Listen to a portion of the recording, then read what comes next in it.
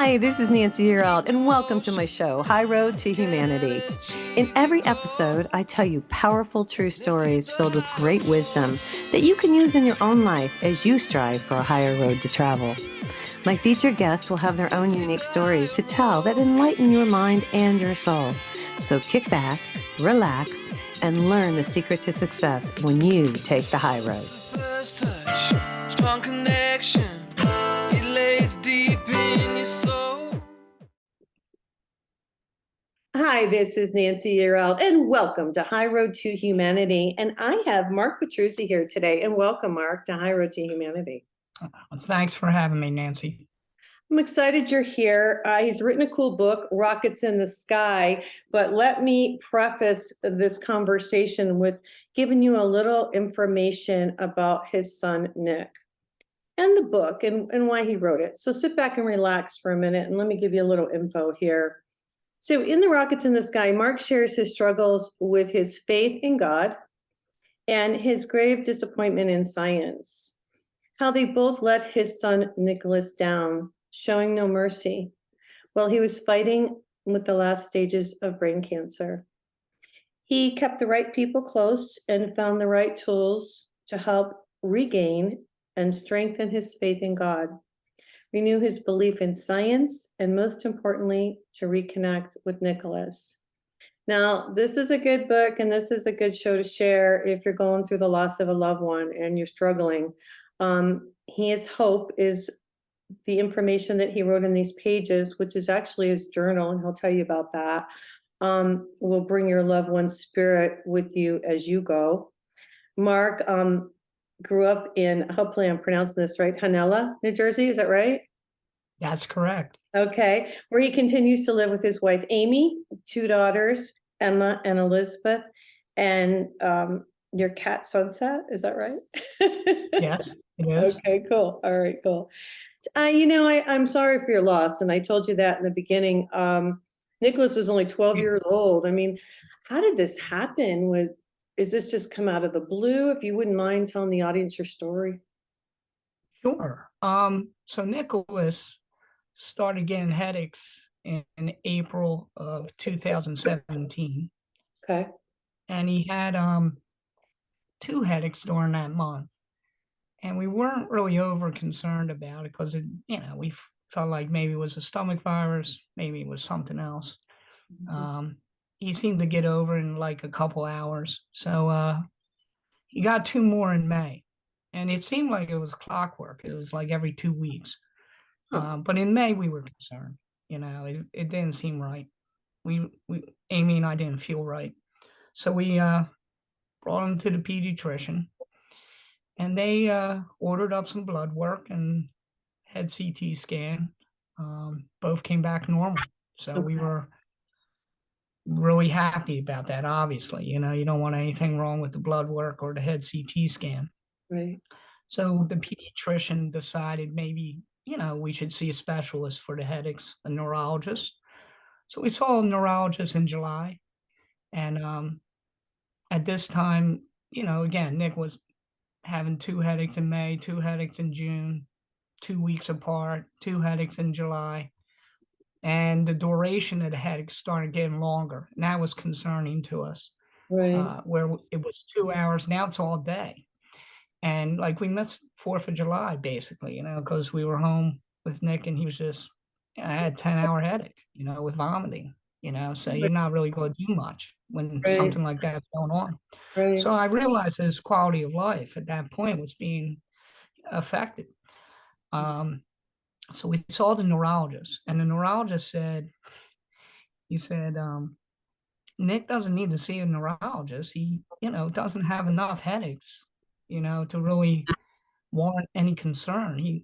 I see patients with migraines, vomiting, not vomiting, 7, 8 times a week. They're having multiple episodes every week, and Nick's basically on his 6th one. Right. So let me interrupt you just a second. So what the doctor basically said was he sees this all the time. No need to be alarmed. And from what I'm now didn't really ask you this, but Nick was a pretty active kid. I read the book. I mean, he played basketball and baseball, and so he was an active kid. So for him to He like, was athletic. right. So for him to say I had a headache and go to this extreme, you knew it was something major. Yeah, it was he's a strong kid like most kids are. I mean, Yeah. he didn't even when he had headaches, it didn't really affect him. Like, he still did things. We still, you know, did sports through the summer, and Right. he was giving it his best shot, but I could tell, that he was a little on the tired side, and that he was taking a step backwards as far as baseball, and which was going on at the time. He was supposed to do a travel team that summer, but I decided against it. I just didn't feel like he was right. So we get into July with the neurologist saying pretty much let him go see a therapist. He felt like it was stress related. I'm What? like saying to myself, I'm sorry. he's not in school. No, he's not in school. Yeah. So it's summertime. Who's stressed in the summer when you're a kid? Right. But again, we weren't concerned. We're kind of concerned, but since the head CT scan didn't show anything wrong and the blood work was normal, we were fine. We just wanted Nick. We wanted to stop the headaches, of course, and the vomiting that went with it. So we were working on doing that, and so we found a therapist. And actually, I think my daughters, start seeing a therapist as well, which is good. Yeah. So all three of them were seeing a therapist in July. And then in August 4th, he had a bad headache, and it took away his vision, and it took away his ability to talk and his ability to move. And I was really scared. And so we rushed him to the hospital. So that's his first hospital visit. And he went to see two hospitals on that day. Okay. The first hospital thought he had spinal meningitis, and they said if we don't do a lumbar puncture, he's going to pass away, could pass away in 48 hours. So Wow. anytime you hear something like that, I'll do anything to prevent that from happening. Right. So they couldn't keep him still for the puncture, and they can't sedate children. So he had to get transferred to another hospital. And the other hospital said, well, he doesn't have a fever. We're just going to evaluate him. So they really didn't do anything for him. And thankfully, Nick came out of, he regained his vision, his ability to move and talk, and he was back to normal. He went on a Friday night, and by Saturday morning, he was fine. By the They grace put him of on God, an eat. right? Go ahead. What was that? I said by the grace of God. Absolutely. And You I called know? my brother Jim. I called my brother Jim up, who's a preacher. And while the whole lumbar talk was going on, and I said, Jim, you gotta, he knew something was up because it's like 11, 12 o'clock Friday night. And he's like, what's going on? I Right. said, you gotta pray for Nick, you Yeah. know. So he did. I know he did. And we got a lot of prayers from that point forward. Um, but back to my point, Nick had to get transferred. He couldn't sit still. They couldn't sedate him because that hospital doesn't sedate children. So he goes to a different hospital. They rule out spinal meningitis because he doesn't have a fever. And I was explaining to the doctors at the previous hospital, listen, he's been going through this since April. This is not spinal meningitis. This is something else. So they did an EEG at the other hospital, the second hospital, and they thought he had a seizure with this headache. Okay. So they wrote out a script to do an MRI because they were obviously concerned, and they diagnosed him with at that time migraine with aura. The aura being you lose sense of sight and ability to move and talk. But they didn't see anything. So They didn't see anything on the MRI at all? Nothing? they didn't do an MRI Why? at this point, and the previous hospital the first hospital he went to was supposed to send over the head CT scan, and they never did. So at this point, the head CT scan is not being looked at. The August 4th head CT scan is not being looked at by the hospital. I think maybe they got sidetracked with the spinal meningitis. That's just my opinion. Right. whatever happened, a head CT scan was not given to the second hospital. The second hospital didn't do anything but take his vitals every 15 minutes. And they did an EEG, which showed possible seizure with the headache, and they diagnosed him with migraine with aura and said to follow up with the neurologist that he previously saw in July. So we followed up on August 9th. I went with Nick and I told the doctor, did you look over everything? He said he did, and he wasn't in agreement with him having a seizure. He looked at the EEG and didn't feel like he had a seizure.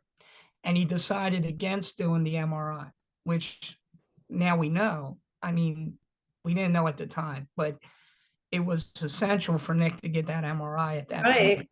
Yeah. I mean, he's on last stages of brain cancer. I get it. The hydrocephalus, the swelling of the brain. This is what a neurosurgeon told me. It was coming and going on its own, and they've never seen that before. Okay. And that's where kind of like they were like saying, well, why is he getting better on his own? That if he had hydrocephalus, you got to put shunts in, you got to give him medicine, you got to do what you got to do to lower the swelling down, or you're going to cause brain damage and take away the quality of life. So at that point, Nick's neurologist decided against the MRI. So he put him on Depakote, which helps with migraines and seizures. The Depakote seemed to work well. Next 2 weeks, 3 weeks, he had a headache 3 weeks after that, end of August. So we felt like, wow, that's not 2 weeks, so that's good. Yeah, I'm going to stop you. I'm going to stop you. Sorry. I apologize to stop you. We are doing the podcast today as well, so people are listening to us. I see the book. Yeah, on Spotify. They're also listening to us on Apple Podcast and on TogiNet Radio.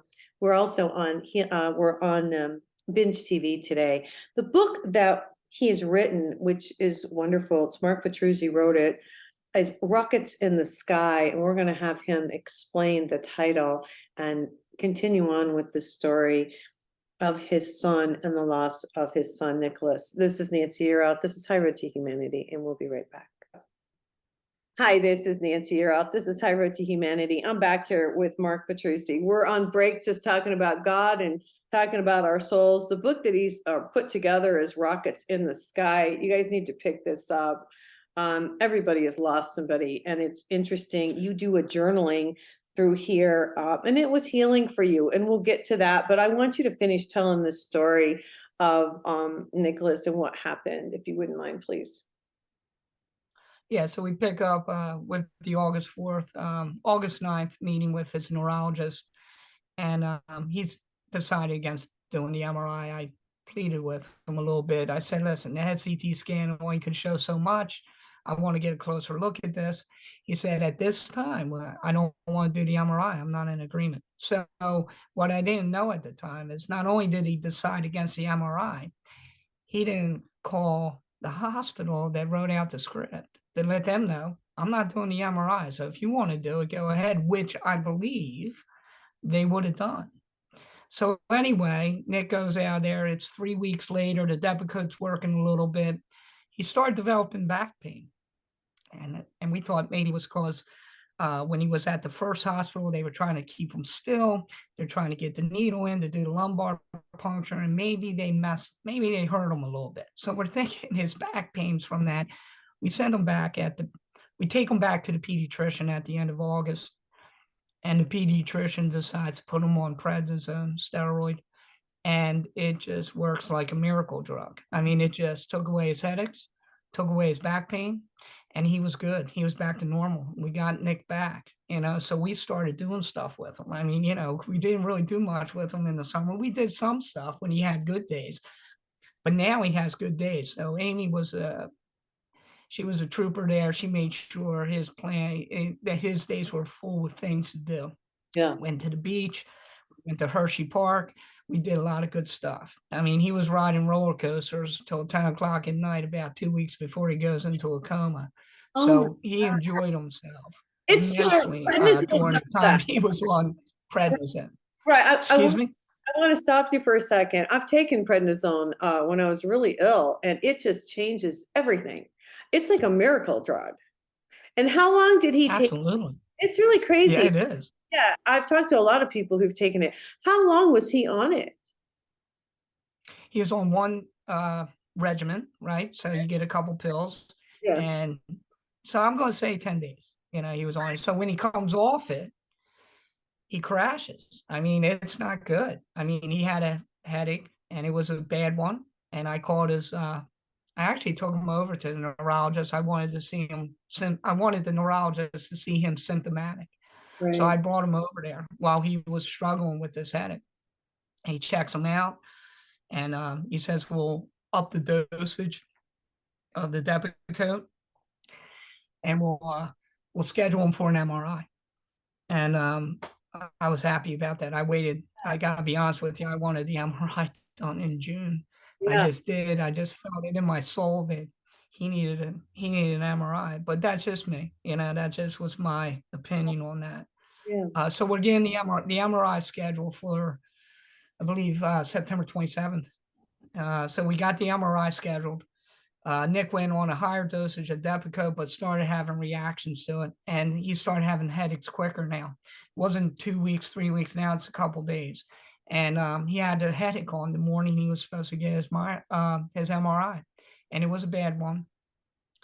And I called his neurologist, and he said, "Listen, give him more pain medicine." And I already gave him Excedrin. I gave him Motrin.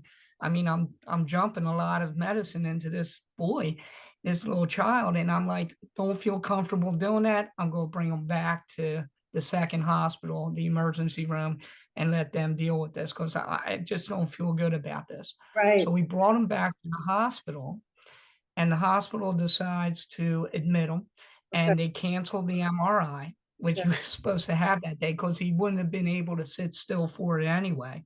Mhm. And they scheduled for the MRI to be done on the 28th.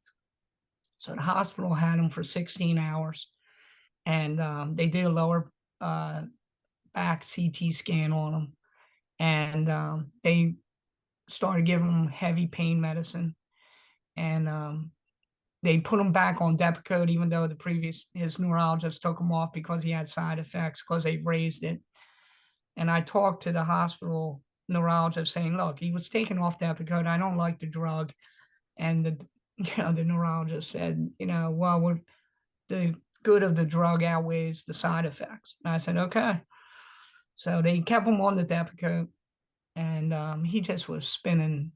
He was Was, just going downhill, even with the stronger pain medicine. It was he, just wasn't working. I know, but I don't even mean to interrupt you, but was he coherent? Was he able to talk to you throughout this? He wasn't making sense. He was all over the place. Oh, I gotta do homework. And then he jumped from that to something different. And it Okay. wasn't good. I mean, he was in distress. So around 10 o'clock that night, he calmed down, and I looked at Amy and I said, "Listen, I want to go home and relieve your mom because our daughters were with her at home. I wanted to stay with the daughters. He's calmed down. Nick's calming down." Right. So she said, "I'm not going. I'm staying. I know you're going to stay with him. I got it. I got it." So I went home to be with the girls, and I get the call the next morning, and he went into a coma. And Amy told me that, I think, while I was driving the girls to school. And she said I had to get to the hospital right away. Next thing you know, I don't even remember how I drove to the hospital. I can't even believe he went into a coma. And when I got there, I'm sitting down with a neurosurgeon, and he says to me, "Your son's ICP, the intracranial pressure is at 80. He can't sustain life. At 80, he is critical, and he is in a life-threatening situation." I said, "Well, what's causing his brain to swell?" And he said, "I don't know. There's no external injuries. It's all internal."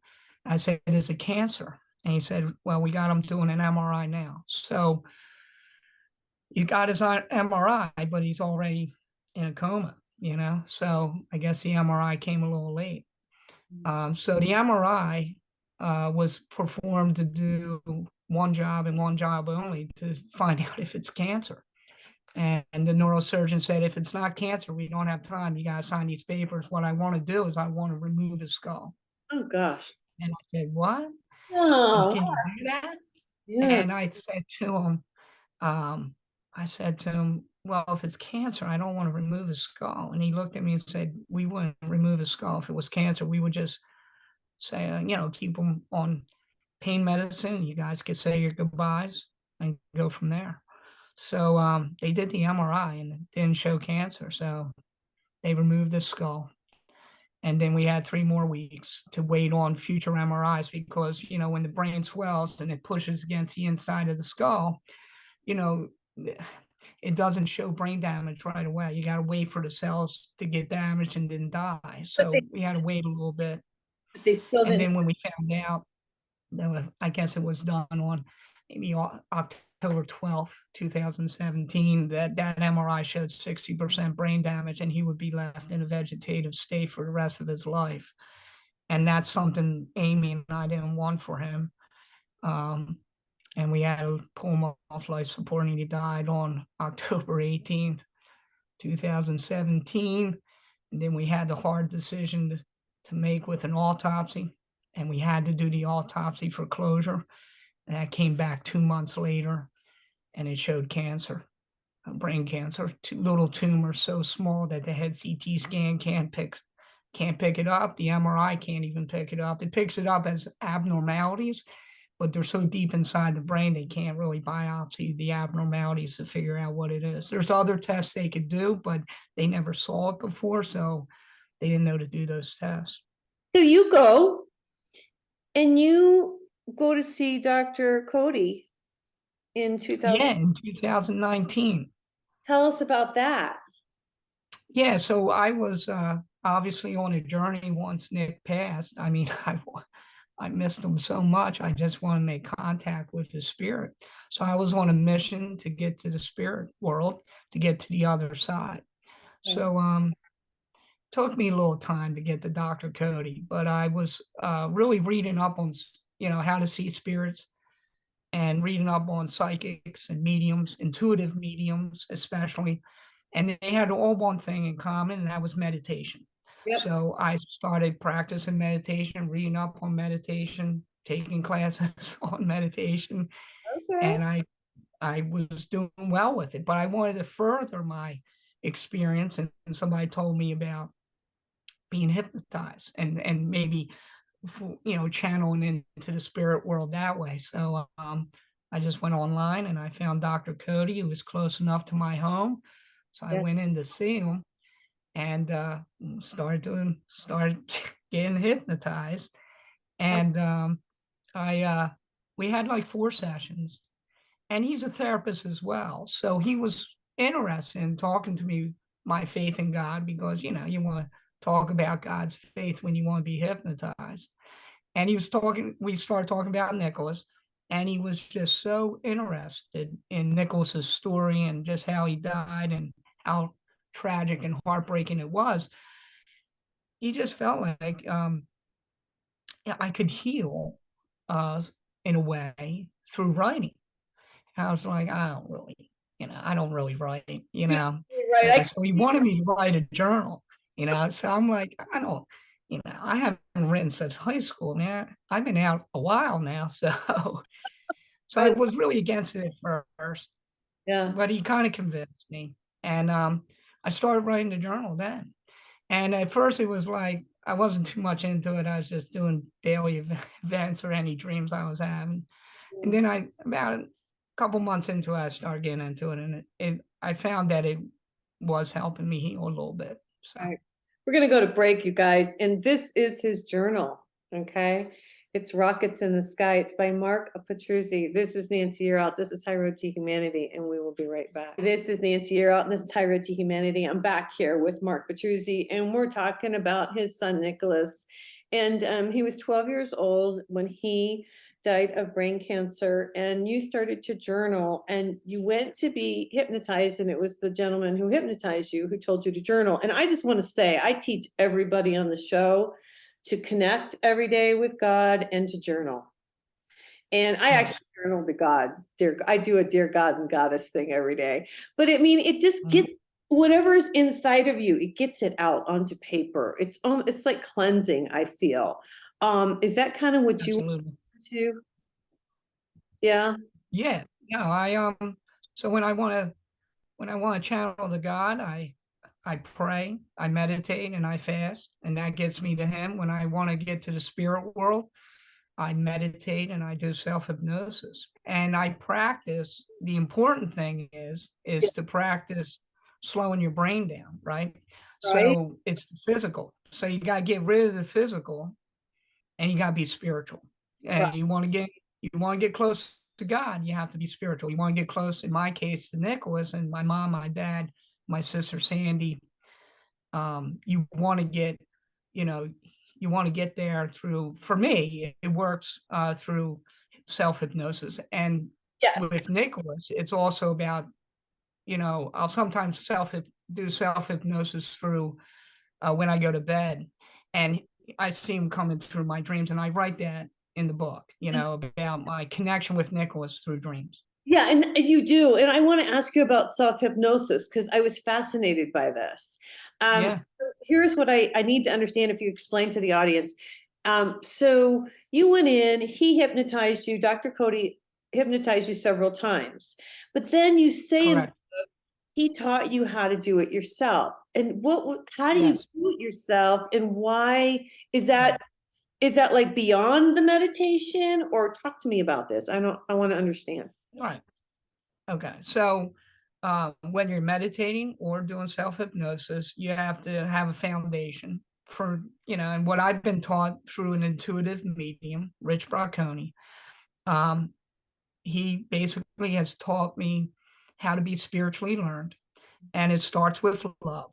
So, you have to go through the day and you have to make sure you take away your hate, take away your physical, take away your brain, and you slow that down by, supplement, you know, by love. You have to start loving. And it's not an easy thing to do, but, I'm learning how to do it. So when I meet a person for the first time, I'm trying to have compassion and love and kindness. So, I want to respect the person, right? So I practice love. I practice pulling away hate. I practice telling the truth and being honest, pulling away my lies. And I practice charity. I practice giving instead of taking. And when I do that, I'm slowing my brain down. I'm slowing my physical. I'm pushing that aside. I'm being more spiritual. And when you're more spiritual, then you could use the tools such as self hypnosis. So when I'm doing self hypnosis, it's usually, like I said before, right before I go to bed. And what I do is I'll lay in bed and I'll fixate on something in the room, one thing. So my eyes are open, and then I start to, fixate on the one thing. And then I start thinking about who I want to connect with. And most of the times, it's with Nicholas. So I concentrate on that. And then eventually I pull away from myself, not knowing that I'm pulling, and then I go to sleep. And then from there, it's, you know, you're in that hypnotic state. And sometimes it leads to really cool dreams that I write about. And sometimes it just leads to me falling asleep and then waking up the next morning. Yeah, I love it. But so my eyes are open. Whereas in meditation, my eyes are closed, but I still practice, the foundation of love, and I go from there. Yeah, I have to say, I mean, wow, look who you've become. I mean, just you saying to me, I look at everybody with love. I look at Yeah. everybody with compassion. I mean, Yeah. this has changed your life completely. Absolutely. And you're Before if my family knows me, so I'm pretty argumentative, and I'm still argumentative today, even though I try to reel it in a little bit. It's a process. It's yeah, not easy. There's good days, there's bad days. I'm not perfect. Nobody is. But yeah. I try to go into it. I really make an attempt to go into it loving somebody. If I don't get there, it's usually the other person's fault. Usually they're doing something to get me off Oh, track. I So love it. Hey, let's talk a yeah. little bit about Nicholas has been gave you some signs. How long after the passing before you started to get signs from him around the house? Yeah, the first sign, and it's, basically, again, the most important sign, because I was in a dark place at the time I got this sign. And I think in a way, like, God knows, and Nick knew that it wasn't good. It was about a month after he passed. I was still, and it was bad. It wasn't good. A lot of deep depression and sadness and just crying a lot and just not wanting to really get out of bed. But I did, I went right back to work. My wife, Amy, her company she works for, they were just a blessing. They donated their sick days and their vacation days so she could have some time off, which was extremely important. Maybe I went back to work a little too early, but um, you know, so it's been a month into it, and I got up in the morning, and Amy was in the bathroom. Our bedroom's like right across from the bathroom, and then you walk down the hallway, get to the kitchen.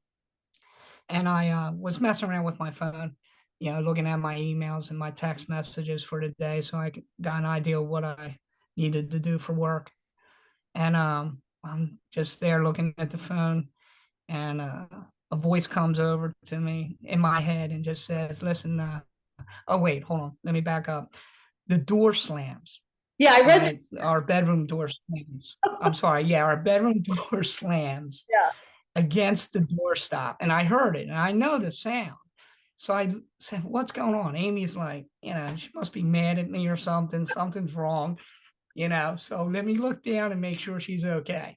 So she's already in the bathroom. I thought she left the bathroom. She got done her shower, whatever. Yeah. But she's still in the bathroom and she was dropping stuff.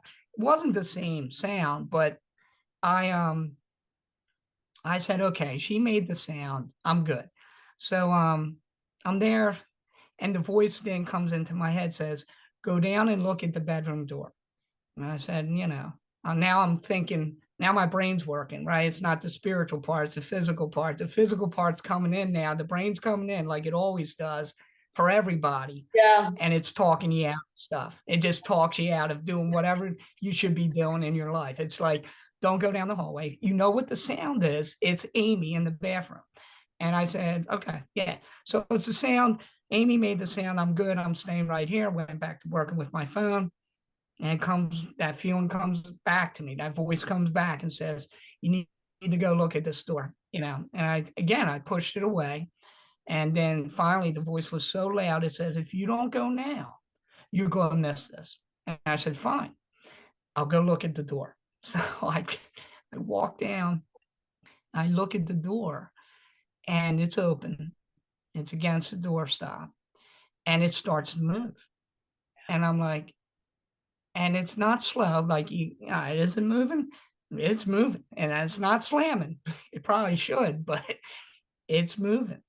And I've reached out. It was going to lock. It was going to engage into the keeper jam side. It was going to close. So I reach out, grab the door, and I just got chills just through my whole body. And I knew right at that moment in my soul that it was Nicholas. And that was the first sign. And I knew from there that I can make it, that I could do this, that I could survive. And I thank Nicholas for that. It's good stuff. So. You've gone to a lot of different mediums. What's he doing up there? You get a lot of dreams where he's playing baseball and different things like that.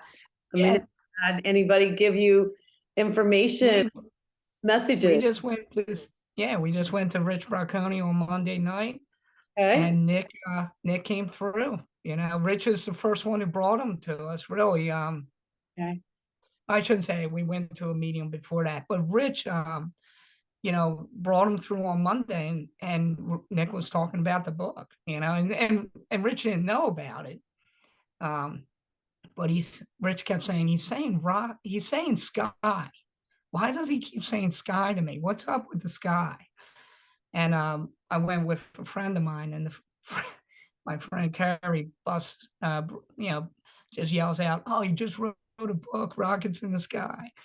And he said, well, that's it. That's because he said, you're collaborating with your son with this writing. And he's so excited about it with these stories being told about him, Right, right. So, and that just happened just, on Monday night. Well, So, yeah, he was a he's constantly making sure his presence is felt. Now, and I think it's important because I think it really deals with if you're really struggling with the loss. I mean, I don't, and I love my mom and dad. But when they died, I didn't struggle with their loss as much as I struggle with Nicholas. And they don't really, reach out to me too much. A little bit, they'll reach out to me, but not like Nicholas does. And I think there's a reason. I think there's a reason for that. Listen, we're going to go to break, but before I do, I want to mention really quick. You tell a story about Nicholas in the book where he was playing basketball and his friend got the jersey and he got number 13 and he was so upset. And Yeah. Nicholas got 19, and Nicholas was a kind kid. I mean, he gave his jersey to this other child so he could be okay. And then come to find out, long story short, they retire number 13 in Nicholas's. Yeah. I mean, what a fabulous little story there. What a cool It's kid. amazing. It's an amazing story. I did not want him to switch that number 19, and I saw him do it, and that's just Nick. He just wanted his friend to be happy. And what's really wonderful about this is the story continues on. I ran into an article in the newspaper on Nick's friend who got the number 19 jersey. Tell us He's playing soccer. tell the rest of the story when we come back. Rockets in the Sky, you guys. This is Nancy, you're out. This is High Road to Humanity. We'll be right back. Okay. Nancy, you're out. It's High Road to Humanity. I'm back here with Mark Petruzzi. Mark, thanks for joining me today to tell your Thanks story. for having me. Yeah. I know it's really difficult to talk about, but then on the flip side, it's very refreshing to see, to hear these stories and to hear what's evolved after. Continue and tell the story. So here he is. I stopped you at our last segment. Sorry about that. Yeah. He's getting ready Okay. to play basketball. They give him his jersey. He gets 19. His friend gets 13. His friend's all upset over 13. He switches it out. He gives him his jersey. I mean, it just shows what a kind soul he is. And then you say after his passing, what happened? Yeah, just recently there was an article in the newspaper about his friend playing really well in soccer. And I'm looking at the picture of him scoring a goal, and he still keeps the number 19 jersey. So that's really was nice for me to look at that picture and know that he's appreciative of what Nick gave him. Yeah, exactly. I think that's really awesome. Now, you Yeah. both, I want to talk a little bit about religion. You grew up in the Catholic Church, but then you kind of did some stuff with your brother who was Protestant. Talk to me about Right. religious faith and how it's evolved, and Amy too. I mean, and the girls, if you don't mind, if it's okay. Sure, it's fine. Yeah, I started out in the Catholic faith. My parents weren't really practicing, so we got christened, but no more sacraments from that point forward. We basically didn't go to church much or anything like that. My brother Jim got me involved with Protestant church, Baptist church, probably when I was a teenager, Okay. and it's a little bit different. It's you're more focused about the Protestants are more focused on salvation through the cross, where maybe the Catholics are more towards works or how it goes. I think both parties are fine, but so I'm a little bit in between both. I kind of like am an independent when it comes to Catholics and Protestant. I like to be in the middle. Me too. Some people think that's a little dangerous, but I like it that way. Okay. But anyway, Amy and the girls, yeah, they kind of get mad at us and for sending them to Catholic school and stuff. I just felt like it was a better education for them.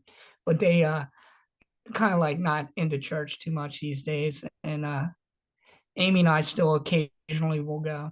And we're back with the Catholic faith, at this point. That's where we're at with that.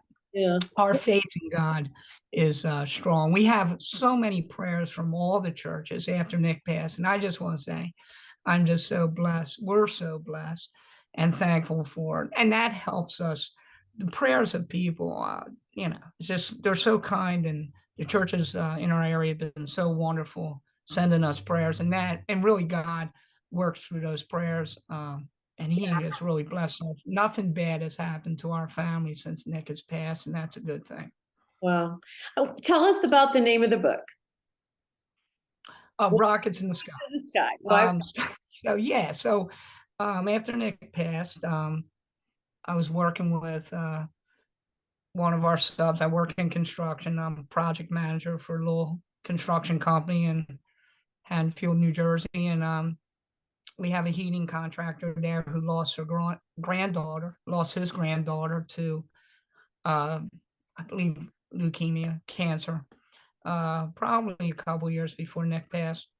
And he was giving me advice, because it was right after Nick passed, and I went right back to work. And he was like the first person that came up to me, and he was crying. I was like, man, this isn't going to work. We're all crying here, we got to do some work. Homeowners are going to be looking at what's going on. why are they But crying? anyway, he says to me, I just want you to know I always look at the sky, for the letter E, because his granddaughter's name is Emily. I said, okay, I'll start looking at the sky. So as soon as I looked at the sky, I just saw this, high flying airplane going over and the contrail coming out. And I said, okay, well, that's my sign. And I stuck with it. And it's amazing how Nick will, put the letter N up and, just let that validation say, hey, I'm Nick here. starts with, I'm here. Yeah. And it's great. I mean, I had this past summer, Rich Bracconi, again, we saw him and he said, you guys are going, Nick says you're going on vacation, look for a heart. Look for a heart in the sand. You're going to the beach, look for a heart in the sand, look for a heart in the sky. So on the last day of vacation, I'm sitting in my beach chair. We're alone. Amy's with me. She's taking a nap in the chair across from me. I'm looking at the sky and I see the letter N going. And kid you not, there was two planes that kind of like did something. I don't know what they were doing, but when the wind blew over the inlet and brought the end to me, it brought the heart on its side. And I actually took a picture of that and showed it to my publisher, and she just said, that's amazing. That the heart was right there with the end in the sky. So it's good stuff. And that's what Rockets in the Sky means to me. I always look at the sky and always look for Nicholas. Yeah, and then there was a penny also with the year. There was a red penny. Yeah. 2017. Yeah, the red penny is like after I started taking classes with Rich, the intuitive medium, he was saying, look for signs, look for anything. And something means it's subtle. So you got to really pay attention to what you're doing. And for that one, it was, we had to take our clocks back, the hour, and I forgot to do it. So, it's Sunday morning. I'm just doing my normal thing, but it's just different time. But it didn't matter to me because I was just going to the gravesite and going to Dunkin' Donuts, getting coffee for Amy and donuts for the girls. And so, the cashier hands me the change from it. And I get home, I didn't even look at the change. I get home, I put the change on the table, and there's this red pen. And Nick's favorite color is red. So that kind of jumped out at me first. And on the one side, it's just colored red, some sort of paint. And then they scratched a heart into the one side, and you turn it over, they scratched across in the other side. And I just felt the chills and everything, just knew it was Nick. And I hold on to that penny to this day. I never let go of that penny. That's the story behind that penny. I love it. That's a great story. Yeah. I like that you meditate. Now, do you, you've meditated now for a couple years, and do you get messages from him daily? Not daily. I actually get more from self-hypnosis than from meditation. He's, like I said, the end and that mostly came from Rich, the end with the heart. But it's mostly the rockets in the sky. He does flicker lights. He messes with my cell phone all the time. I did an interview yesterday and I was, really, really not nervous. I'm kind of a nervous guy, but not really. When I'm talking about Nicholas, I don't seem Yeah, nervous. I right. wasn't nervous, and for me, I just was on the phone for the interview, and I'm like saying, Nick, don't mess with the phone, don't mess with the phone. But I think he did, because when you go to play back the interview, it's like I don't know what happened, but it echoes. Like, so when I say something, then it repeats right away, and then the Oh, interviewer was saying stuff. So you got four conversations going, and you couldn't hear you couldn't make out anything. So I was like, man, Nicholas, please, leave well, the phone bit. And I don't think it was the phone, but it's kind of like, it still gets in your head a little bit that, yeah. Nick could be messing around. Well, and yeah, that's true. That's true. I did tell you, and I will share with the audience, I felt he was around this morning when I was looking at the book, just kind of peeking over my shoulder to I'm see sure he was. how I was doing. And but it's interesting. It's comforting to know that our loved ones are on the other side and that they can connect with us, you know. Yeah, that's the blessing. Yeah, that God allows that. And again, I go, oh, I don't mean to repeat myself, but I just really feel the more you struggle with it, I think the more God is merciful to you. Yeah, I think so too. What do you want to leave us with today? What? Say What again? would you like to leave us with today, Mark? We're going to get out I of here. don't know. You want to do a prayer? I don't know.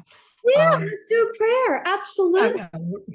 Would you Well, like to you say start. one, or would you You like? do the prayer. Okay. All right. Let's say a prayer for Thanksgiving. What do you think? There you go. All That's right. a wonderful way to start. All right, audience, if you'll join us. Our Father in heaven, we ask that you watch over us at this time of the year where we start to see some of your bounty come in, and we give thanks at Thanksgiving, and we give thanks for what we have in our homes, and food and heat and warm beds to lie in, and to have a connection with you, and to know that you watch over us and that you love us. And thank you for teaching us to love each other. And we ask for your blessings. And we ask this in the name of Jesus Christ, our Lord and Savior. Amen. Amen. Okay. Amen. Thank you for coming on the show, Mark. The book is Thank you for having me. in the Sky. You're very welcome. It was my pleasure. This is Nancy. You're out, you guys. This is High Road to Humanity. I hope you all have a wonderful Thanksgiving holiday, and God bless. Please join me next time on the High Road with stories full of love and hope for our future.